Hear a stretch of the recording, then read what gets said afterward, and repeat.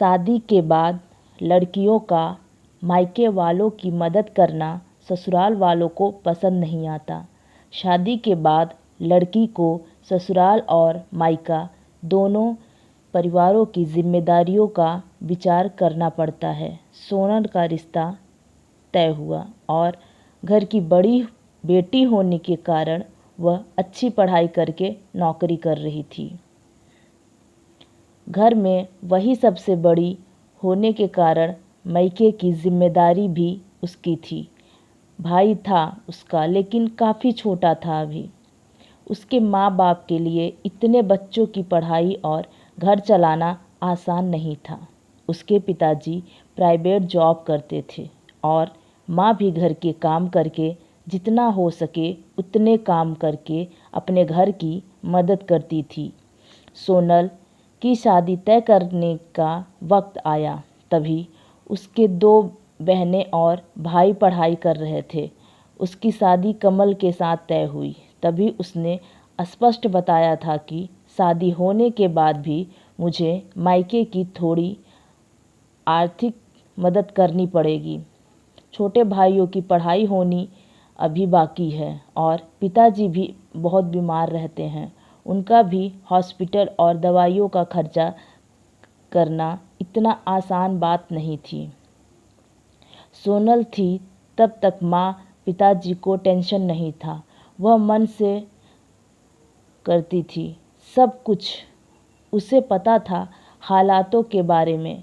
उसके भाई बहन अगर अपने पैरों पर खड़े हो जाएं और उनकी पढ़ाई भी हो जाए तो सारी समस्याएं हल हो जाएंगी। पर तब तक मुझे भी मदद करनी चाहिए, इसलिए वह जिम्मेदारी निभा रही थी। सोनल ने शादी के पहले ही कमल और उसके परिवार के लोगों से यह बात क्लियर कर दी थी। तभी ससुराल वालों ने बोला कि हमें कोई एतराज़ नहीं है। तुम नौकरी करती हो और तुम अपने मायके वालों की मदद कर सकती हो। कमल ने तो बोला कि सोनल, मैं भी तुम्हारे साथ हूँ। तुम नौकरी करके मायके वालों की मदद कर सकती हो। मेरी तरफ से भी कोई एतराज़ नहीं। कभी लगे तो मैं भी तुम्हारे भाइयों और मायके वालों की मदद करूँगा। यह मेरा भी तो कर्तव्य है। हमारे दोनों परिवार शादी के बाद मेरे लिए समान होंगे। ऐसे में दोनों परिवार की जिम्मेदारी निभाना मेरी भी होगी। तुम टेंशन मत लो। कमल के ये बोल सोनल को बहुत अच्छे लगे। मेरे होने वाले पति की सोच कितनी अच्छी है, कितना सोचते हैं मेरे मायके के लोगों के लिए। वह भावुक हो गई। उनके विचार सुनकर थोड़े दिन बाद उनकी सगाई हो गई। सोनल के मायके वालों ने सोनल की शादी सभी की उपस्थिति में की। हमारी बेटी को इतना अच्छा जीवन साथी मिला, यह देखकर सोनल के पिताजी खुश हो गए। सोनल ने शादी के पहले ही घर वालों को कमल के विचार बता दिए थे। उस वजह से घर वालों को लगता था कि सोनल कमल के साथ सुखी संसार कर सकती है। उसके ससुराल वाले भी अच्छे हैं। शादी होने के बाद सोनल घर और नौकरी की जिम्मेदारी अच्छे से निभा रही थी। इतना ही नहीं, कमल के आने जाने वाले मेहमानों का भी आदर सम्मान अच्छे से करती थी। हर एक जिम्मेदारी वो अच्छे से निभा रही थी। ससुराल और मायका दोनों फैमिली को वह समान ही मानती थी। ससुराल के लोगों को तो उसने अपना बना लिया था। सब अच्छा चल रहा था, पर नया नया ही सब अच्छा था। बाद में उनका असली रूप कमल और उसके घर वालों का स्वभाव सोनल के सामने आया। वह कहावत है ना, हाथी के दांत खाने के अलग और दिखाने के अलग होते हैं। ऐसे लोग थे वह। सोनल ससुराल वालों को भी पैसे देती थी, बचत भी करती थी, खर्च भी करती थी। उसे भी समझता था कि यह अपना ही घर है। उसे सभी बातों और जिम्मेदारियों का एहसास था, इसलिए खुद पर पैसे खर्च नहीं करती थी। ससुराल और खुद का सब करके वह थोड़ी मदद अपने भाइयों के लिए करती थी। उनकी पढ़ाई चालू थी। पढ़ाई मतलब थोड़े पैसे तो चाहिए ही ना।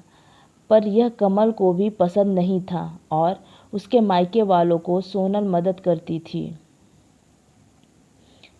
इसलिए कमल चिल्लाता था। यह वही आदमी था जिसने शादी के पहले खुद कहा था कि वक्त आने पर मैं भी मदद करूंगा। उसकी मदद की अपेक्षा सोनल को नहीं थी। उसने उसे कभी वैसा बोला ही नहीं, पैसे भी मांगे नहीं। उल्टा उसके ससुराल वाले बोलते थे। तभी सोनल की माँ से बोली, सोनल तुम्हारी भी गृहस्थी है, तुम्हारे पास से पैसे मांगने के लिए अच्छा नहीं लगता। पर परिस्थिति ही वैसी आ गई थी। उसकी माँ को बहुत बुरा लगता था। उसकी 2 नंबर की बहन ने पार्ट टाइम जॉब करने की शुरुआत की। इसलिए अब उसका अपने मायके वालों को पैसे देना सास को बिल्कुल पसंद नहीं था। वह तो सभी को बताती थी कि सोनल जॉब करती है, सभी पैसे मायके में देती है। ऐसी आधी सच बातें सोनल को अच्छी नहीं लगती थी, पर करे तो भी क्या करे। उसे भी पता था कि अपने मायके की परिस्थिति ठीक नहीं है। थोड़ी बहुत मदद की तो क्या हुआ, मुझे कहाँ ज़िंदगी भर मदद करनी है। भला आज न कल भाई की पढ़ाई पूरी होकर वह अच्छी नौकरी करेगा, माँ बाप की जिम्मेदारी अच्छे से निभाएंगे और बहनें तो अपने ससुराल चली जाएंगी। ऐसा सोनल अपने मन को समझाती रही। वह किसी भी प्रकार की निगेटिविटी बातों का भी विचार ना करते हुए सिर्फ दोनों फैमिली का भला चाहती थी। इतना ही नहीं, सोनल कमल के माता पिता का हॉस्पिटल और मेडिकल का खर्चा भी उठाती थी। कमल तो कभी पूछता भी नहीं था, सब सोनल ही देखती थी। उसे हमेशा उसकी सास बोलती थी कि किया तो क्या क्या हुआ, वह उसका कर्तव्य है। पर ऐसे नहीं बोलती थी कि मायके की मदद करना भी एक कर्तव्य है। यह मात्र भूल गई थी। दोनों साइड का विचार वह करती ही नहीं थी। कई दिनों बाद सोनल के पिताजी उन्हें छोड़कर चले गए। तब भी वह हारी नहीं, सब मैनेज कर रही थी। सोनल मायके वालों की मदद अभी भी करती है। यह सब पता चला जब कमल ने उसे बहुत डांटा। सास ससुर ने भी डांट लगाई। तभी सोनल शांत न रह पाई। वह भी पढ़ी लिखी और नौकरी करने वाली लड़की थी। कमल से ज़्यादा कमाने वाली। दोनों परिवारों की आर्थिक समस्या वह संभालती थी। उस दिन उसे भी उसके बोलने का गुस्सा आया। सोनल बोली, अगर लड़की ने ससुराल की मदद की तो चलेगा और मायके की मदद की वह क्यों नहीं चलता? ऐसा क्यों? मेरे मायके वाले हमें मदद मत करो ऐसा बोलते हैं क्योंकि वह मेरी गृहस्थी का विचार करते हैं।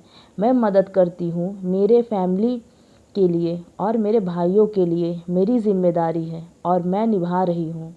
इसमें क्या गलत कर रही हूँ भला?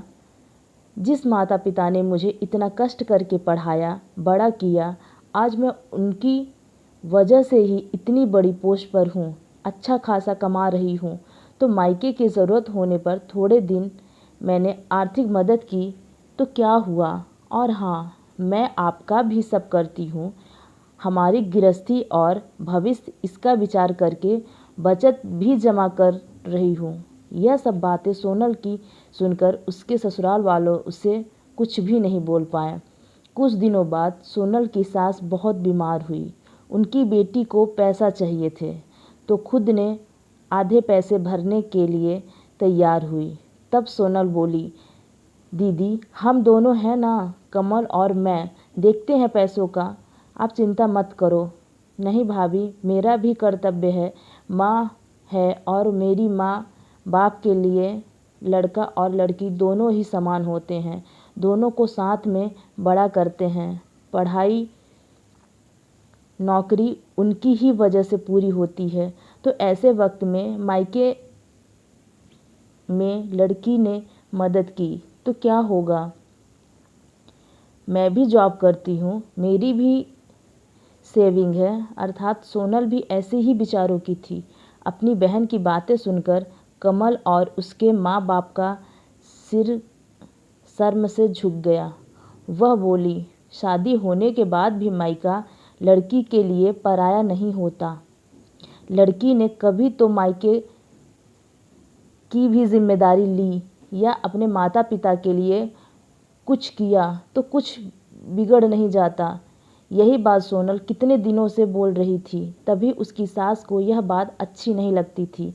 यही बात बेटी ने बोली और उसने की हुई मदद, यह सब देखकर हमें सोनल के साथ अच्छा बर्ताव नहीं किया। इससे उसकी सास को पछतावा होने लगा।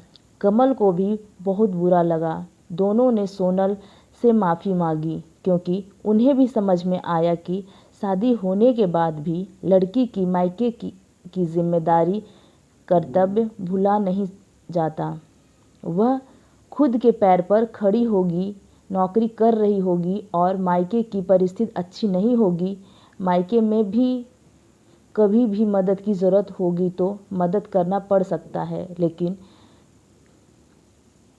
क्या गलत है, इस पर दोनों ने ही अपनी सोच बदल ली। कमल और उसकी माँ ने सोनल को माफ़ किया और कहा कि हम तुम्हारी समझदारी और त्याग को समझते हैं।